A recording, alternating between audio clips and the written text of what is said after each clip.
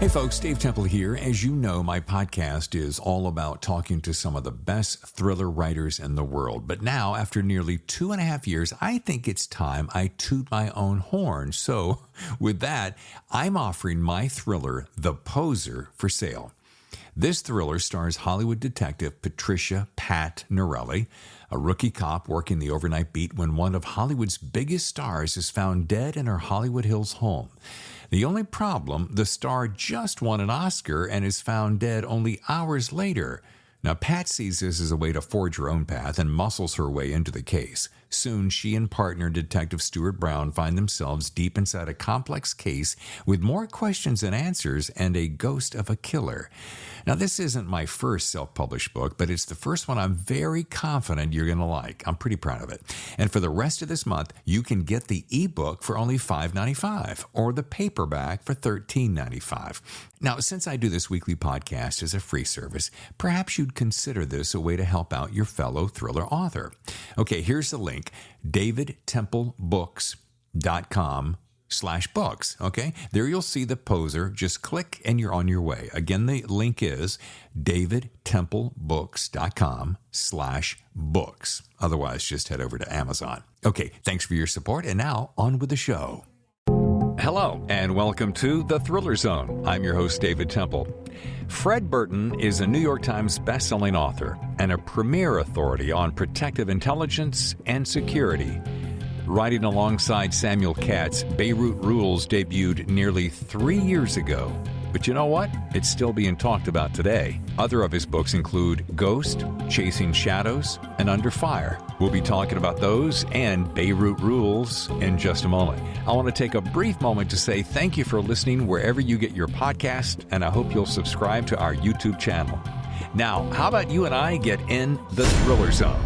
Thank you so much for having me on. That's very kind of you. I feel like I'm in rarefied air looking at some of your guests. Rarefied air. Let me tell you something. You're among the rarefied air. How about that? I don't know about that. I'm just grateful that you're interested in my books or Beirut Rules. So thank you so much, David. Sure. Since this show has taken off, I've got such a stack of books to read, and I've always been a good reader, but I mean, like, it's gotten a little crazy. Yeah, I know exactly what you mean. And I get the publishers that mail me books, and I literally can't read all the books that I receive. And you know, you talk about just at times the nice people we have in this business. You know, Brad Thor and Jack Carr have gone out of their way to, you know, to have my book in their books. You know, the last to do that was Don Bentley with his new Tom Clancy book. And I had no idea he was going to put me in my book in his Clancy novel, which, you know, for somebody like me that grew up reading Tom Clancy, that's just such an honor. Sure. And he's just such a nice guy. I mean, this business, you know, for all the, you know, as well as I do, the business can be dreadful at times, but you know, for the most part, I've met the nicest people in this business. I would 100% agree. And I wanted to start out of the gate by saying thank you for your service, and what an honor to finally meet you. Well, you're very kind. Thank you so much for having me on. You know, my work in the government was a long time ago, but it seems like yesterday. I think Bob Seger wrote a song about that. Yeah, exactly. I have learned. It's funny, social media has a lot of blessings and curses to its nature, and I find that I spend entirely too much time Instagram stalking. Who doesn't, David? I know. And it's funny because just as I was setting up the board, my phone is pinging Fred Burton, official Fred Burton, liking a photograph. And I'm like, isn't it funny? We're years ago, we couldn't have dreamt of this kind of access and proximity, and all of a sudden now, within just a click of a button, we're connected, and it's really awesome. Well, it's amazing. Let me look at this.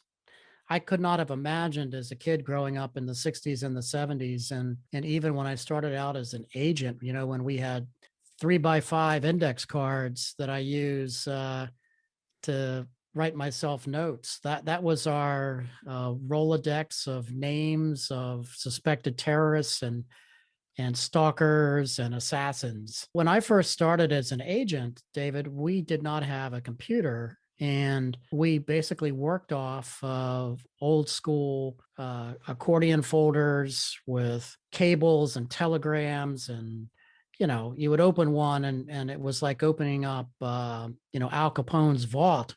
You never knew what was in there. Nothing was ever indexed properly.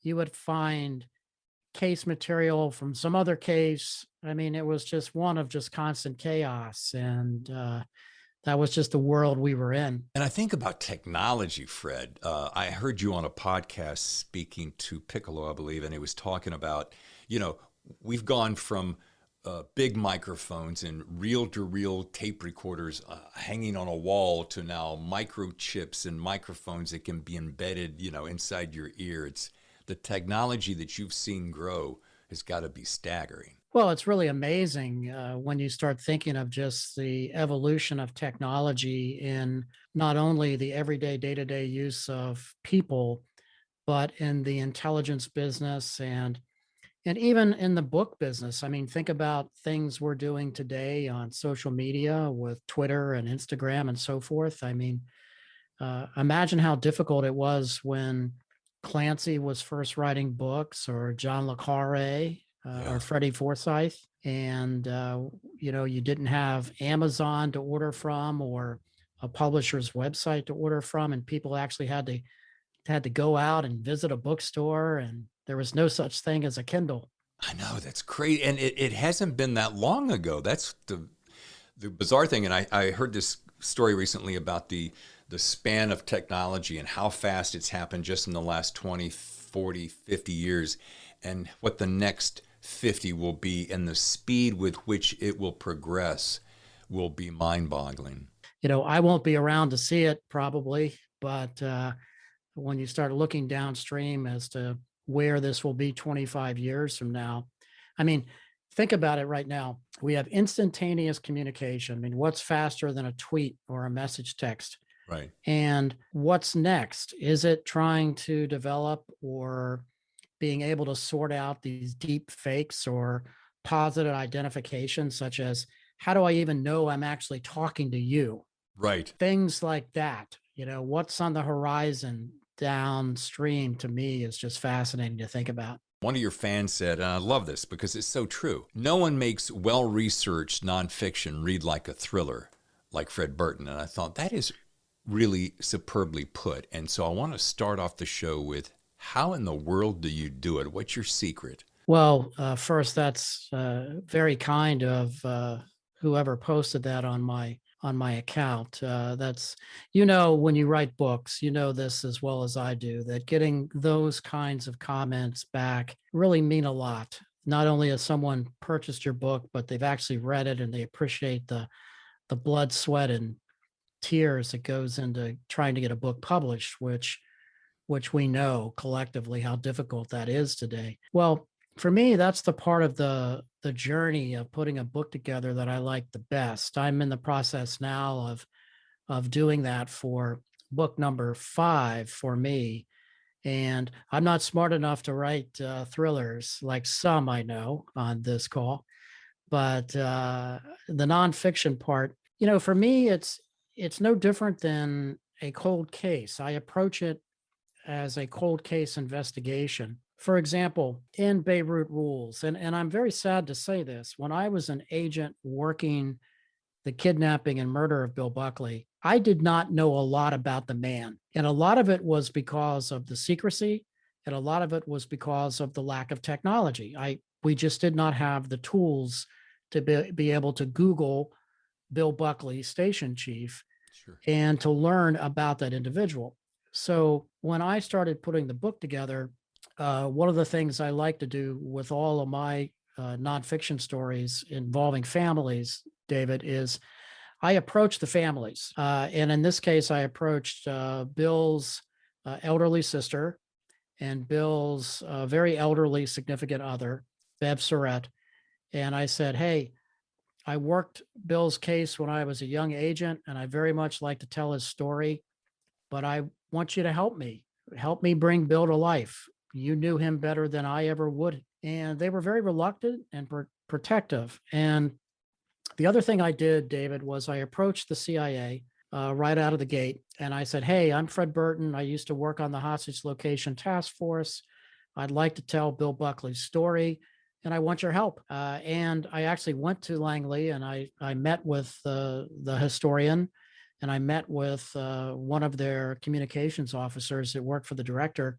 And I said, you know me from my previous books, but I really would like to declassify what you can declassify from Bill's records. I need some pictures if possible. And if you can put me in touch with some of the people that Bill worked with at the time of his kidnapping. And it's amazing when you ask, you do get help in this world. It's something I've tried to teach others. Much like you and I, we help a lot of people in this business. And I got a lot of help from a lot of good people to help me put Bill's story together. So I greatly enjoy putting the pieces of the cold cases together. It's awesome. I get the part about the. I mean, I certainly get New York Times best-selling author part, but as I was researching you, and I should know this, but I don't know it to the depth that I want to know it. And what exactly does an authority on protective intelligence security and executive protection mean and do? It sounds like, well, it's a very handsome title, Fred. Very handsome. Well, thank you so much. I could maybe use you to help me with my marketing. In essence, back during the 80s, when I started looking and studying all the different kidnappings and attacks and bombings, I realized that how we were protecting people and buildings was simply not working. That in essence, the bad guys were always one step ahead. So we started dissecting attacks from a lessons learned perspective as to how you could apply that in a practical setting. And in many ways, it's not rocket science. So for example, protective intelligence is just collating all the threats and analysis involving a potential threat actor against an individual, such as when we were protecting Princess Diana, who was a wonderful lady. We enjoyed her protecting her. Most people envision the protection team as, the nice guys and gals with the Ray-Ban shades and the earpieces. And what dawned on me is that if we could put other surveillance outside of that protective umbrella, we could look for the threats before they got into the kill zone or the attack zone. So, in essence, protective intelligence is analysis and investigations. Then the other aspect of that, David, is counter surveillance, where you're actually on the perimeter looking for time and distance variables on individuals being stalked and followed and so forth. So we actually rolled that out first on the likes of the British royals, like Princess Diana and her children, Prince Charles, Yasser Arafat, others like them. And we're very successful with that model. So I get more credit than I deserve for that. But it's something that is very effective in the field of protection today. And most people never ever see those counter surveillance assets because they are fixated on that person. Sure, and the element of surprise would be removed if you knew all the players surrounding the scene, wouldn't it? Exactly. If someone were to ask you, let's just say, for instance, they wanted to get into this field, how would you direct them? Yeah, it's a great question. I get asked that a lot, not only via LinkedIn, but social media, and when I teach various topics like terrorism or protective intelligence. And, there's really no set path to get in this business. Obviously, there are certain routes you can take, whether that be the State Department Diplomatic Security Service, which, quite frankly, I don't know how the heck I got in back in the day. Today, it's so selective, and there's so many people applying for these jobs.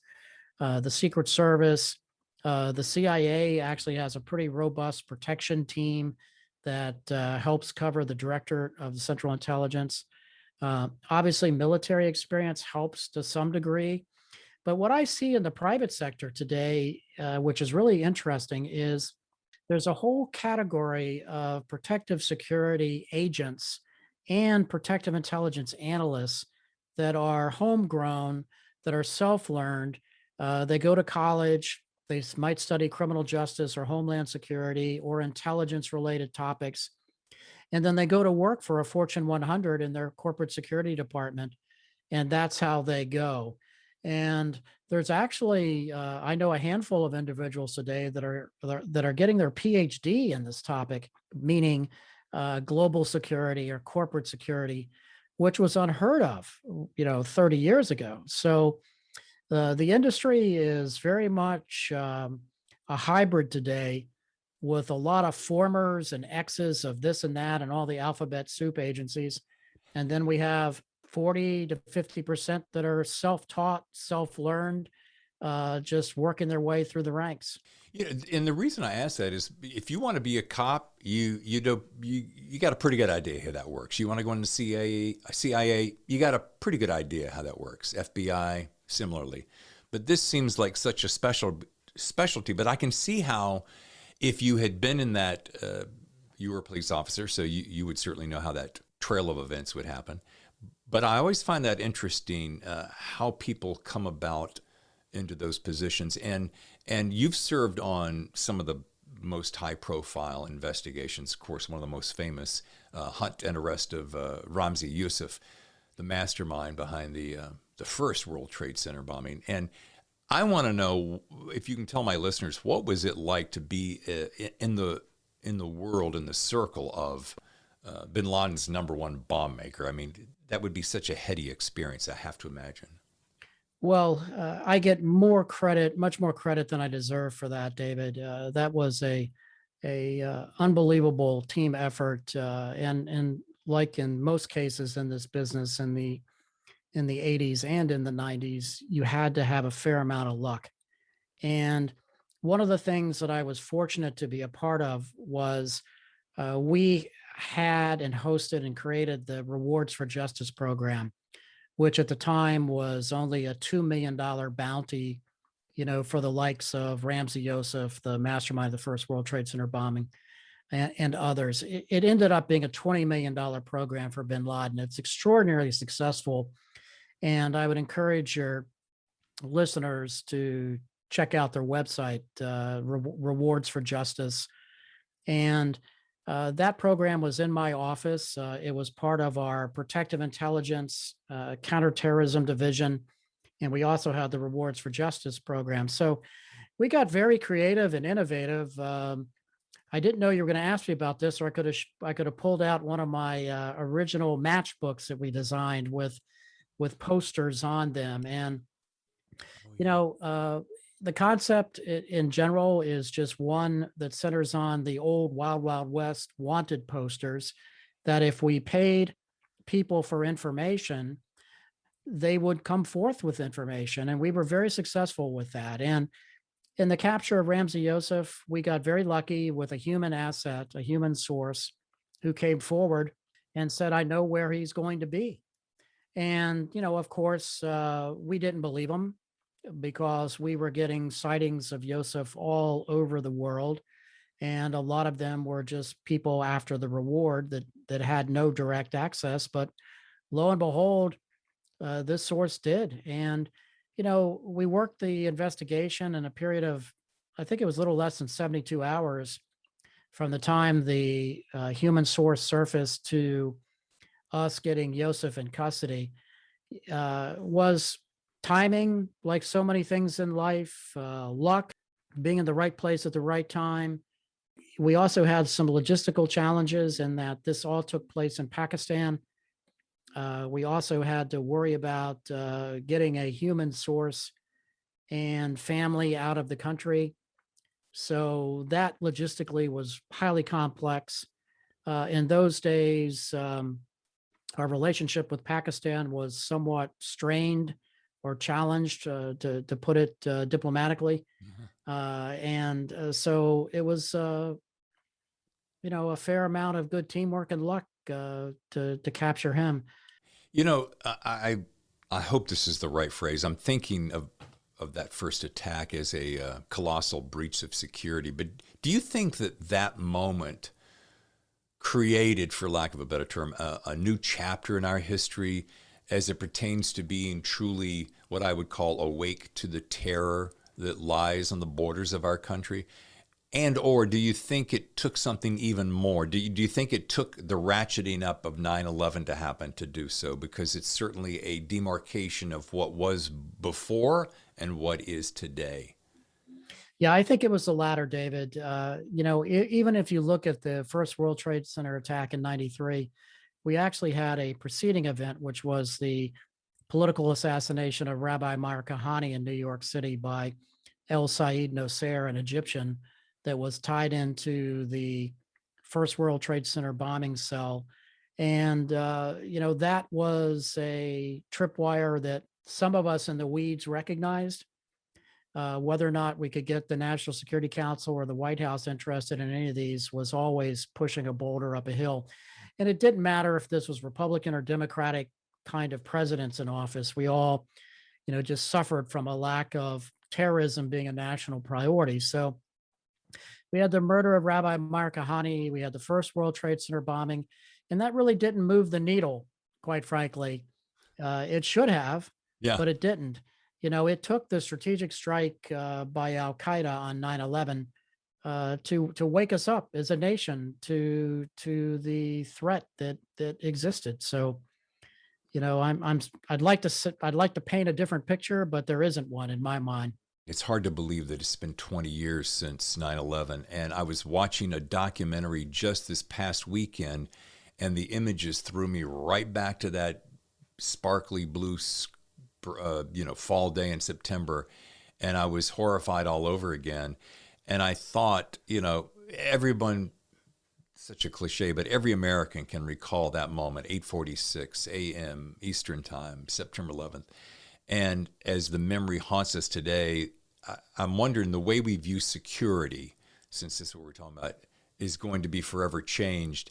And, very first thing that people think of, the longer TSA lines. But can you share with my audience what all of us can do to be more vigilant and what we can do? I mean, there's the government and the police forces and such, but what can we do to A, keep that from happening again, and B, be prepared from that when that were to happen again? Because something tells me you're going to say somewhere in this conversation that we ain't seen nothing yet, or something to that effect. Well, I think the burden of responsibility, and some may not like hearing this, is on you, meaning the person, the individual. Make sure that you have a personal plan, that you have a plan for yourself and for your family. You should have enough provisions in place and a go bag to be able to very quickly evacuate from whatever kind of natural disaster or act of terror that could occur. A lot of this in this business is about preparation and planning, and to at least think about what you would do in those kinds of circumstances. I'm shocked that here we are 20 years later, and we have horrific examples of everything from wildfires to hurricanes, and still you'll see a tremendous amount of people that are just not prepared, or they're driving around in their cars with an eighth of a tank of gas in their vehicles. So there's some just common sense kind of things that you can do. And having lived and worked in public safety for a good number of years, I'm smart enough to know that I'm not going to wait around for the government to try to come and help me, Fred Burton. I'm going to take matters into my own hands and recognize that the government is going to be overwhelmed with whatever event could be unfolding. And by the time they get to you, Joe Citizen, it's going to be a while. Yeah. So I think there's an attitude that, well, the government will help me. Well, they can and they will, and they do a damn good job of it at most of the time, unless there's an overwhelming event like you'll see unfold pretty much every day around America today from just natural disasters. It's funny. My wife and I have this running joke. She won't like me telling this, but she has a tendency to let the gas tank go a little bit lower than I do. I like to always keep it half or above. And so I made the comment. I'm like, there's going to come a day when all of a sudden we won't have thought about it, and the tank will be low, and something will happen, and you'll have to get to the gas station. And my mind flashes back to the Northridge earthquake. This is a side note, but it has a similar feeling.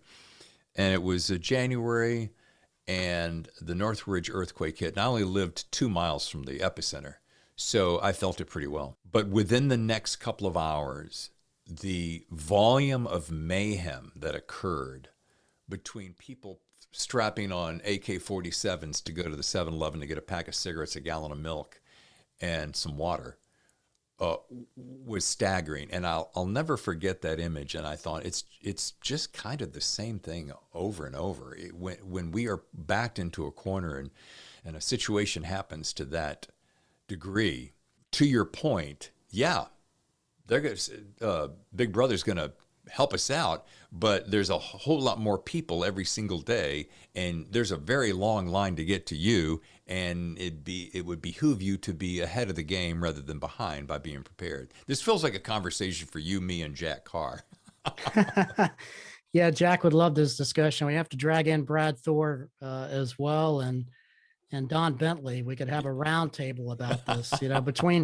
Between all of us, I'm sure there'd be some pretty decent ideas pop out of that. But something tells me that there's no better prepared author than Jack Carr at this moment in time for some reason, just predicated upon looking at his website. Yeah, between his artillery and his hunting acumen, etc. Yeah, he is. Nobody's going to surprise him, and no one will be better prepared than him. I tell him this all the time. Every time I have him on my podcast or we chat, it always costs me money because he's always recommending something else that I certainly don't really need, but then I gotta have. So I blame him for that. Yeah, he's gotten very good at his job, that's for sure. I was reading an article on thehill.com, which I am now a subscriber of as of yesterday.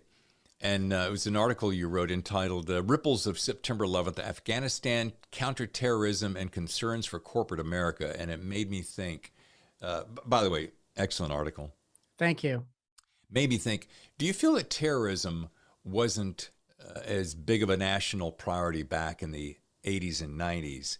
And why? Well, it wasn't. And trust me, I've thought long and hard about this. I was talking to one of my former agent colleagues yesterday who called me out of the blue, just reminiscing about one of our cases that we had worked.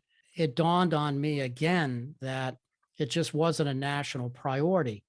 And I don't know the reason why. I think that if you look at this from a historical perspective, and I am a student of history, David, that it should have been, meaning, why do we have to wait for 9/11 to see the damage that already occurred? I mean, my goodness, you go back to 1979. This is an interesting data point for your viewers. Everybody remembers the U.S. Embassy seizure in Tehran in 1979, and many attribute it to the collapse of the Carter administration as a result of that. Having said that, do you know on that exact same day in Kabul, Afghanistan, our United States ambassador, Adolph Dubs, was kidnapped and murdered? Very few people know that. I didn't know that. On the exact same day. So you can go back in time and look at the run-up, even preceding that. In 1976, we had the U.S. ambassador in Lebanon kidnapped and murdered. In 79, we had Tehran. We had our U.S. ambassador kidnapped and murdered in Kabul. We had the U.S. Embassy facility seizure and fire like Benghazi and Islamabad in 79. And then you fast forward into 83, we have the first Beirut embassy bombing. Then we have the Marine bombing. We have the second embassy bombing in Beirut. Then we have the U.S. embassy bombing in Kuwait. And the list just goes on and on and on and on. So One of the takeaways I learned in this business, David, when I first became a counterterrorism agent was that you could kill Americans and you could kill a lot of them as long as you did it overseas and as long as you spaced it out. Because for the most part, there was very little impact. There wasn't Homeland Security, and it was very little impact on the day-to-day lives of most Americans. Okay, hold that thought, and we'll be right back. From the New York Times bestselling co-authors of Under Fire comes the riveting story of the kidnapping and murder of CIA Station Chief William Buckley. Beirut Rules is the pulse-by-pulse account of Buckley's abduction, torture, and murder at the hands of Hezbollah terrorists. Drawing on never-before-seen government documents and interviews with Buckley's co-workers, friends, and family, Fred Burton and Samuel Katz reveal how the relentless search for Buckley ignited a war against terror that continues to shape the Middle East today. Pick up a copy of a nonfiction story that truly reads like a thriller. Fred Burton's Beirut Rules, available wherever books are sold. You're listening to The Thriller Zone. And now back to the show. Here's the question that always goes through my mind. How could it have taken 9/11 for us to finally go, oh, wow, okay, I guess we should wake up? And does that, has our sense of alert just softened? Has it softened? Have we gotten lazy? Have we gotten overly self-confident, secure? And what makes us think that that something of that level, if not twice as bad, is being planned right now? Well, I think if you look at the history of just the element of surprise, going back to Pearl Harbor as an example, Right. it almost takes that to move the needle for America, meaning we really have to get walloped hard in order to have these kinds of strategic shifts in our society. And let's face it, from a physical security perspective and from a threat perspective, most people don't think events can occur, nor do they plan for them. And quite frankly, it's so hard to shift bureaucracies in any kind of government organization. So if you look at the success that Al-Qaeda had against us going back to 93, a large measure of that was the entire intelligence community was geared towards the Cold War, towards the Soviet Union, towards communism, towards espionage. And we really were not very good at all in the counterterrorism arena.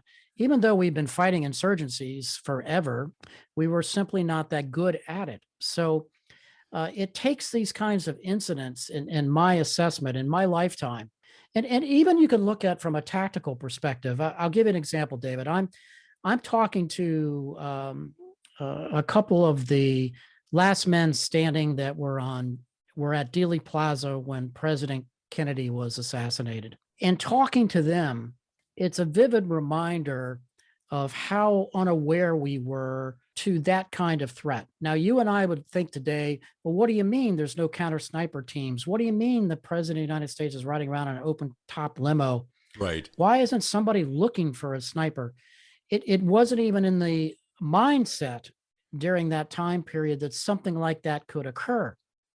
And so I think that's what happens to us as Americans. We need that shock and awe. We need that surprise in order to people to say, oh, heck, we better do something about that. Yeah, it's a naivete, isn't it? I think it's that compiled with rigid bureaucracy that doesn't like to think outside the box, that it's easier to do nothing than to actually change. I mean, heck, I saw that when we designed the protective intelligence program in the 80s at the State Department. Well, I can't tell you the number of people that looked at me and said, well, Fred, we've been protecting people this way for the last 30 years. And I would say, well, how well have we actually been doing that? Right. The point being is that there's always resistance to change. And there's always bad resistance to change in the security and the intelligence space. And it takes these kinds of moments for America to course correct. I mean, good, bad, or however you want to view TSA, let's face it, they've been effective at stopping bombings and hijackings inside the United States. Job well done. Yes. But it took 9/11 in order for that to happen. And you may have already answered this in part, but I'm going to refer back to that article on the Hill. You made a phrase, you said a phrase, what do you mean by it's not the danger that we know that's the problem, it's the one we never expect? We're on the same line of thinking, aren't we? Yes, we are. It's what's on the horizon that can surprise you, and have you thought about that? Meaning, we've all lived through and still are this horrific pandemic. And if you had wound back the clock before this occurred, and if you had walked into any boardroom, David, in America and said, you know, the world is going to shut down, there's going to be a global pandemic, people would look at you like you're crazy. Yeah. And so it takes these kinds of moments at time in history to have course corrections. And so today, and I see it through my discussions with corporate America, you actually do have companies thinking about these kinds of issues now, whether you want to call them the black swans or you want to call the events that's over the horizon. What can happen to us next that we need to be thinking about, so at least we can start planning for, so we're not all running around like chickens with their heads cut off when it happens. Back to your point about keeping your car and your home and your person prepared, the go kit, the plenty of water, the batteries, the artillery, the food, and so forth. You said black swans. I'm not familiar with that phrase. That's the phrase that, in essence, where something comes out that surprises you, such as everybody's used to white swans. And so when you see a black swan, it's like, oh my goodness, where did that come from? So a black swan event is that kind of game changer that nobody's expected, but it just exists out there and rears its ugly head and causes usually a catastrophic event. And you'll hear that term also being used on 9/11 for what brought down the Twin Towers, which actually even surprised bin Laden. But, you know, an event that causes so much chaos that you're least expecting it.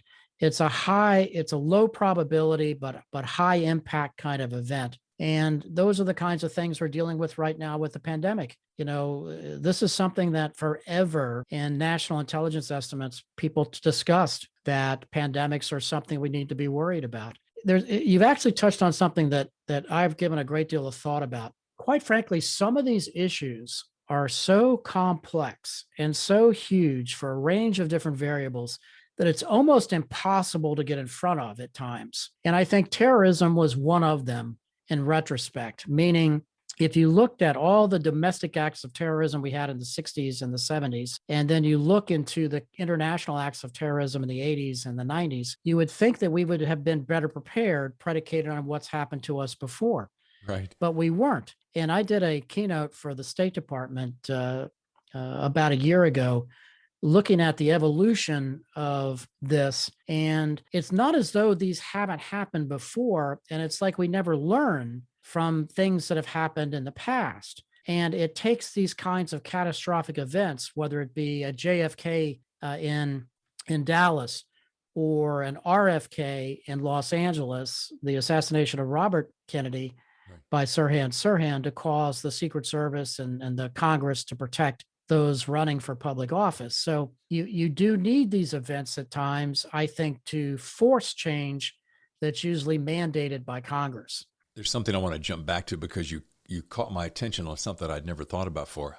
You made a comment about it even surprised bin Laden. What did you mean by that? The tower destruction itself? Yeah, I don't think he ever expected that operation to be as successful as it was, predicated upon some of the evidence that was recovered when he was hunted down and killed by SEAL Team 6.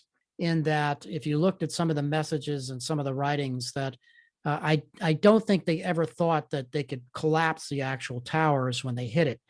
Now, I know from the work we did in the 93 bombing that, you know, quite frankly, if you look at some of the explosive modeling that we had looked at the time period, that tactically, if that device had have been placed street side at a busy Manhattan lunchtime, you probably would have killed a heck of a lot of more people and had more casualties than by burying that van in the basement of the trade towers. And so thank goodness that was not placed street side, similar to what we saw at Oklahoma City.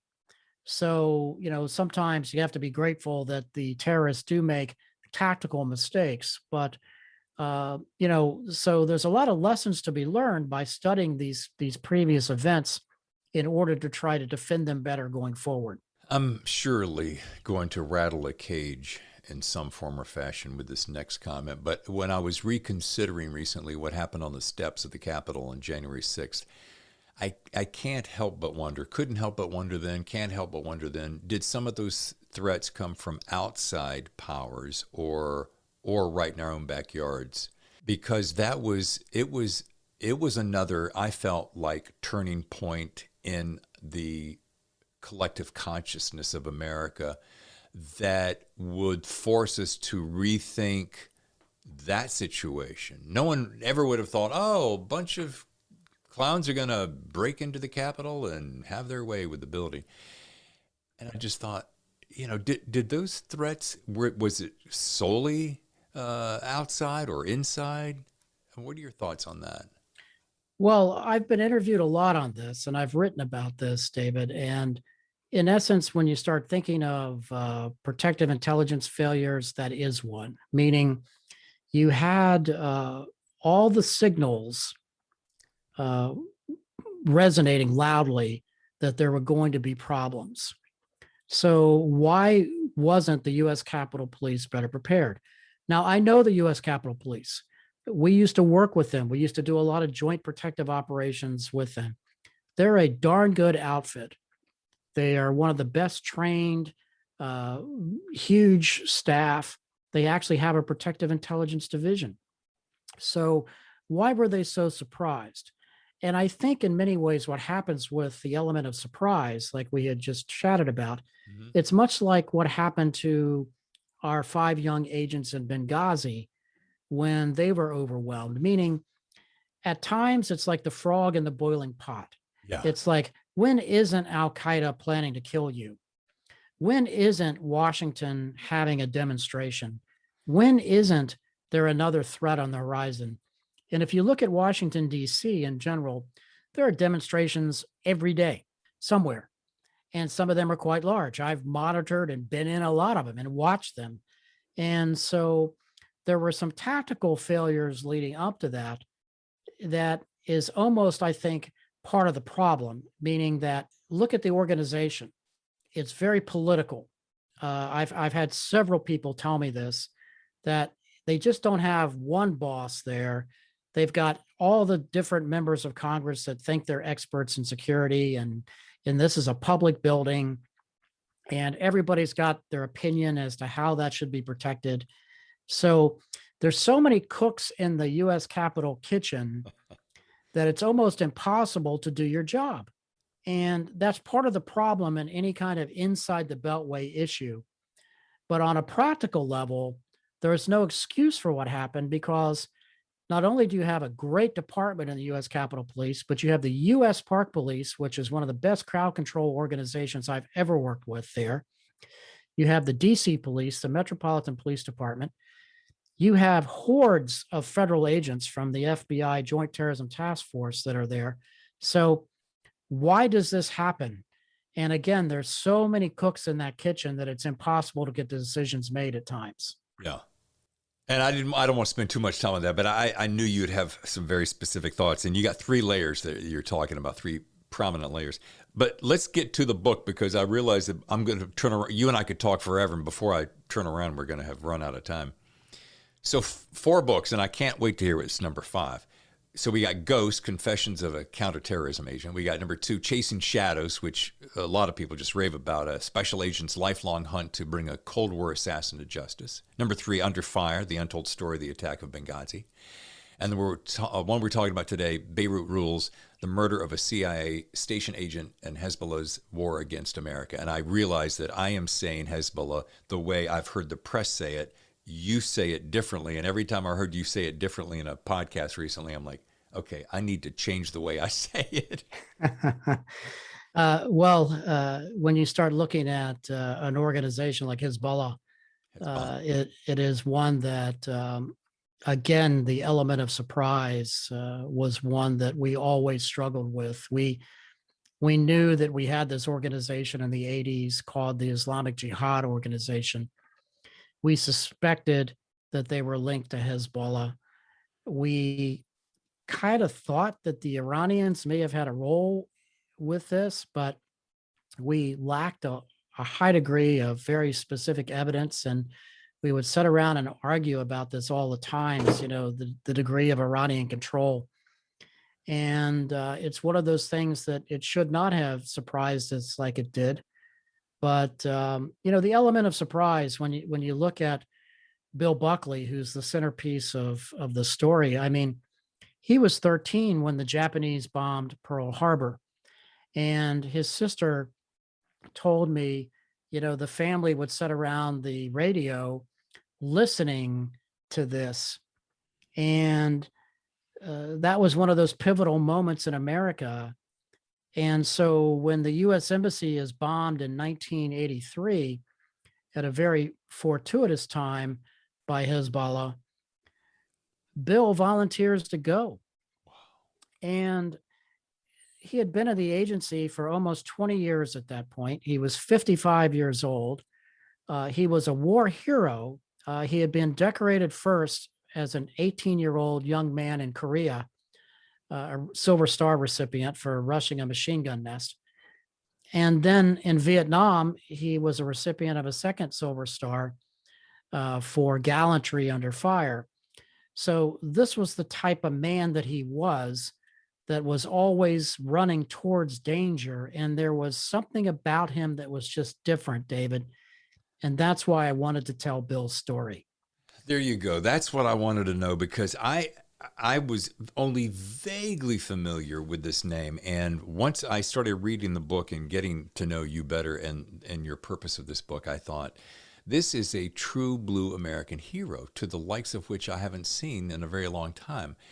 And I just wonder, first, you've now told me why you wanted to write the book. What were your personal insights and your feelings as you got to know Mr. Buckley? I mean, well, it was very emotional when you started talking to friends and family. I mean, this was one of these silent warriors that literally, joined the military as soon as he graduated from high school and volunteered to go to Korea, where he served with the 1st Cav, and then comes back, takes advantage of the GI Bill and gets his college degree and learns a couple languages. And then as soon as he could, he volunteers to go back into the military, where he becomes one of Kennedy's first Green Berets, and he's shipped off to Vietnam. And, part of the book that I enjoyed putting together was the family gave me, or entrusted me with, the old-fashioned selfies. They were black and white pictures of Bill from Vietnam, with on the back his handwritten notes, such as "hot as hell here, honey. I'm just trying to survive." wow. And it really painted a picture of a guy who always wanted to be a soldier and always wanted to serve his country. And he was quite good at it. He was a paramilitary officer inside the CIA, and those are they are at the tip of the spear. These are the teams that are in the Benghazis of the world and in the Kabuls of the world before we vacated. And Bill was always going around the world to these hot spots. So when the embassy bombing happened in 83, and literally the eyes and ears of U.S. intelligence is wiped out in Beirut, Bill raises his hand and says, "I'll go." And, these kinds of people, don't get me wrong, we have dedicated men and women that are volunteering to serve our great nation every day around the world. And Bill was one of them. And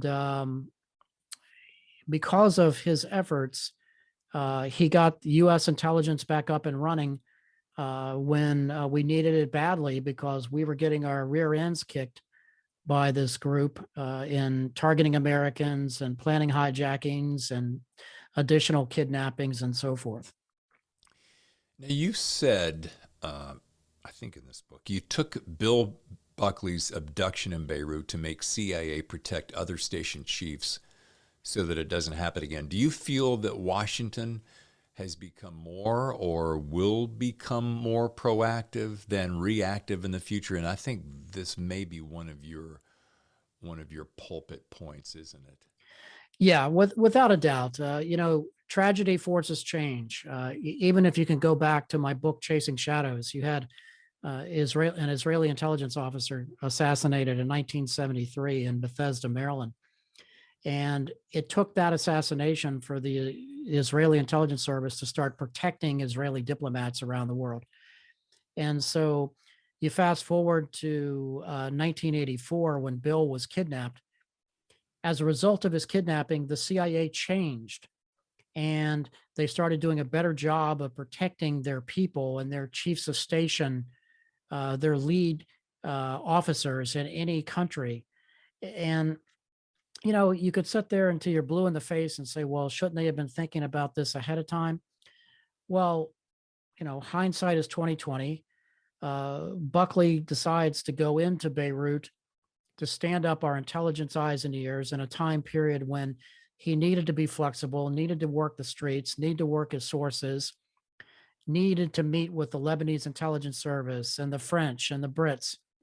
And this was a guy that, again, had spent 20 years fighting enemies all around the globe. And this was just another enemy. And unfortunately, this enemy caught up with Bill. And, it was a horrible way for him to go. And such a shame that a guy so brave that risked his life so many times and continued, as you said, going to face into the fire would be taken that way. Yeah, it was his worst fear too. His friends and family. Bill had a friend kidnapped and held at the in Vietnam when he was there. And Bill was always worried that he could be kidnapped. When he would confide with his friends, he would say, that's my worst fear. And for that to materialize like that, and, that's something I never knew when I was looking for him either.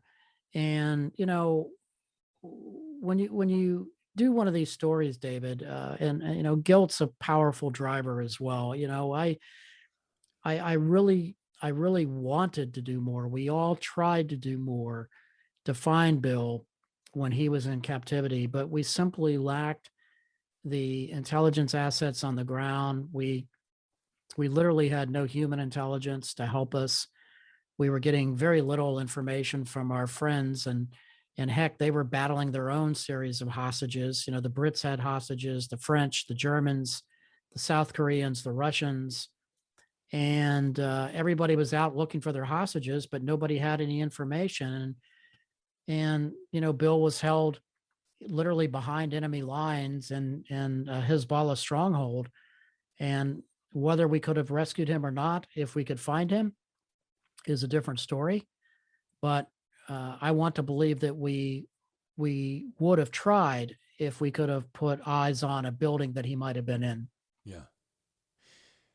We're getting close to the time to wrap, and I want to be super respectful of your time. There's a couple of quick little points I want to make, and one of them is I want to go back to something because, again, watching these documentaries about 9/11 and seeing the planes hit, it was such a visceral moment of seeing a plane hit the building. You're like, okay, I'm not actually seeing that, and I think I was watching your appearance on Glenn Beck's show, which was fascinating. It was like an hour and a half. I was riveted to it.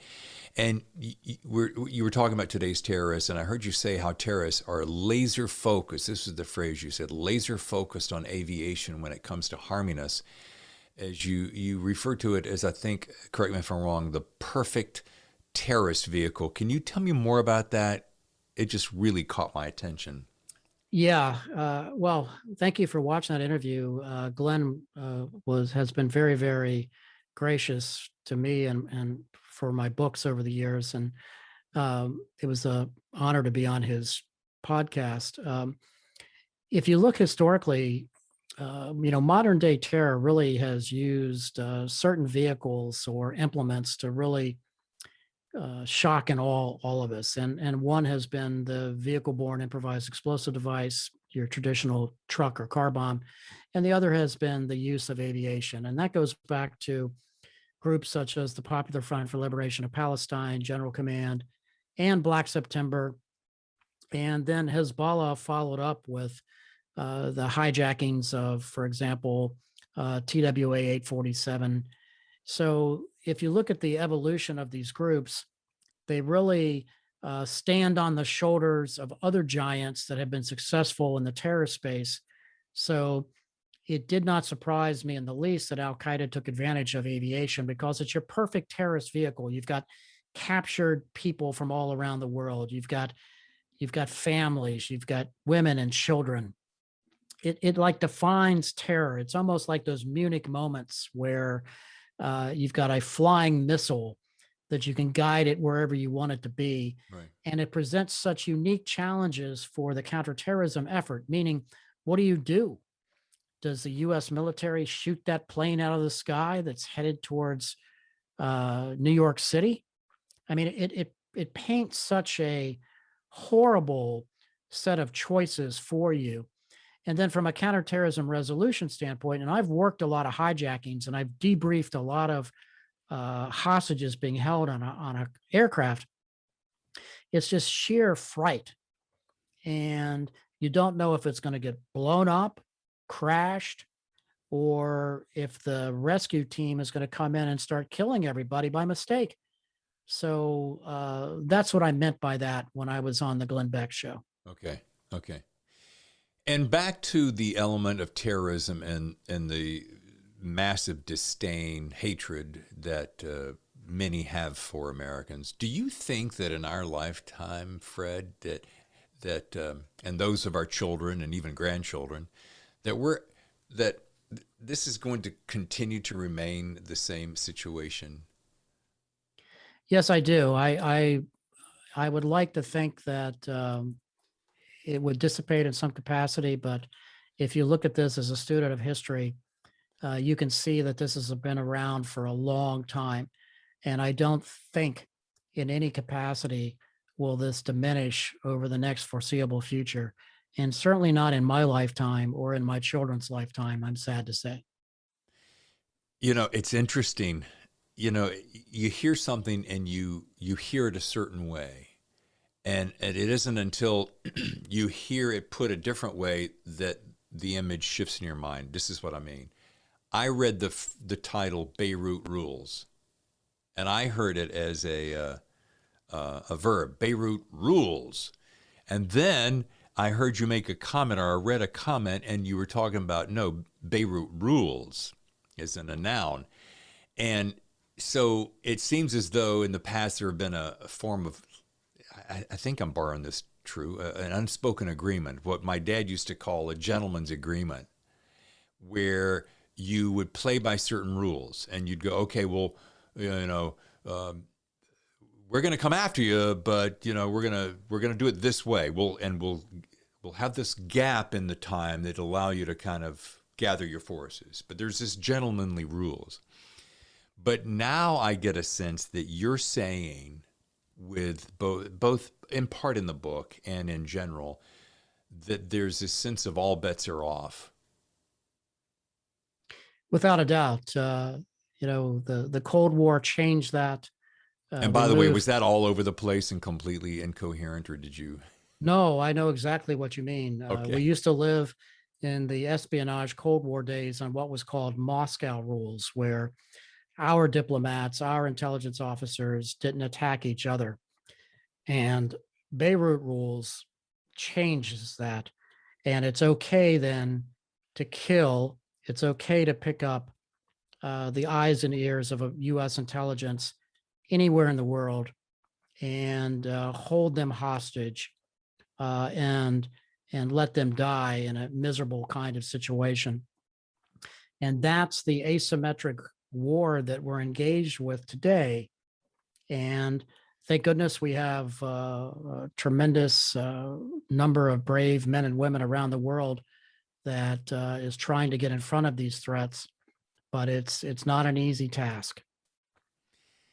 And I don't know if this is a tangent, but somewhere along the lines, as I was reading headlines, I was thinking of when I was thinking of the phrase "in Beirut rules" and all bets are off, and my mind went down. And I don't want to go down a rabbit hole, but I want to touch on the murder of Khashoggi, because in all of your work as an agent and so many levels throughout your career, have you ever seen anything? And I think the phrase I want to use is diabolical or flat out dismissive, but have you ever seen such a lack of humanity in his, a quote unquote disappearance?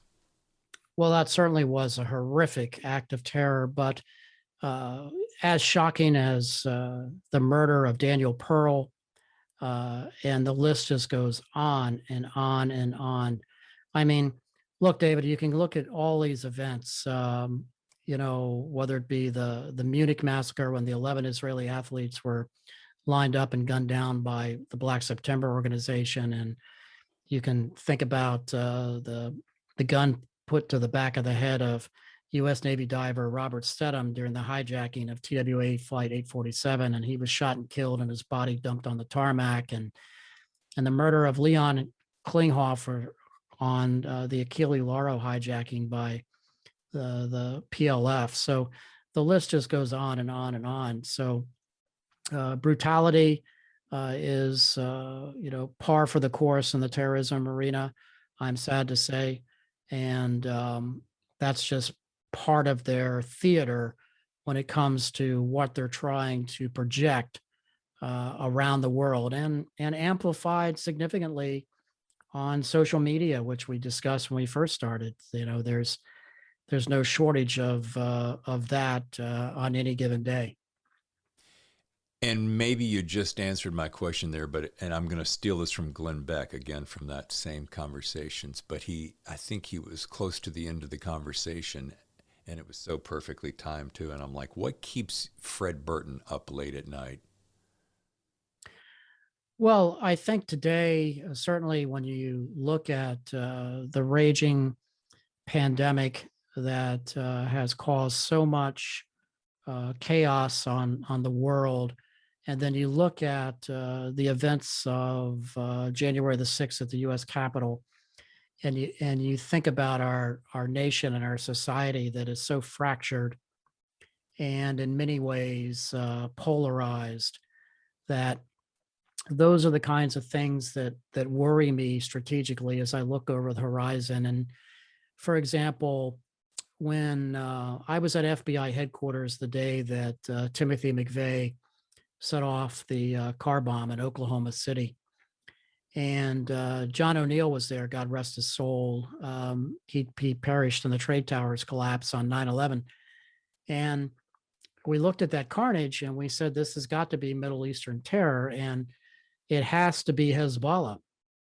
You look at the scope and the size of that blast and the damage that was done, and you put up the picture of the Oklahoma City Federal Building, and you put up the picture of the U.S. Embassy in Beirut. And what worries me, David, as you look at our fractured nation is that, will we see the rise of another Timothy McVeigh in some capacity? And, you get back to the ones we know about don't really worry me. It's the ones that we don't know about that tend to come back and haunt us. And that's what keeps me up at night. Gotcha. I'm going to sound like I'm being overly playful, but back to our opening conversation about Instagram, I want to bring in images of Sasha. Happy thoughts. Yeah, she's a good girl. Yeah. We recently adopted a new lab from the Hearts of Texas Lab Rescue, which is a wonderful organization. We've adopted 2 previous labs there, and I always try to figure out a way to work my labs into whatever story I'm working on. So those that are attentive to details with my books will be able to pull out a few names, and stay tuned for Sasha's. Well, okay, so we've been talking about Beirut Rules, the murder of a CIA station agent, and Hezbollah's war against America. Now, what is book 5? Are you talking about it yet? Can you give us an inside scoop? Do you have a title? How far away is it? Are you from that book? Well, I can't talk about it yet, Okay. but I will say this, that I'm going to be shining what I think is a spotlight onto a certain story that needs to be told, because I'm a firm believer of that similar to the vein of Chasing Shadows and Beirut Rules, where bringing some cases to light that are long forgotten and people should have more visibility into them, good, bad, and indifferent, as a nation. Next year, I'm guessing? Well, inshallah, I would like to hope that we would see it published by 2023, maybe. Okay. Awesome. Nonfiction takes a while, and I've got to run it through the publication review board at the CIA, which, they do good work. They've got a tough job, and they're always criticized, but I'm sympathetic to their plight, because there's so many people writing books today. It's, as you know, it's a challenge. It can be a little daunting. I think of this very often, but I cling to the fact, yes, even amongst all the vast people crafting all sorts of stories, if you have a particular story with a particular voice and a particular message, it will find its audience. I believe, if I didn't believe that, I just wouldn't do it.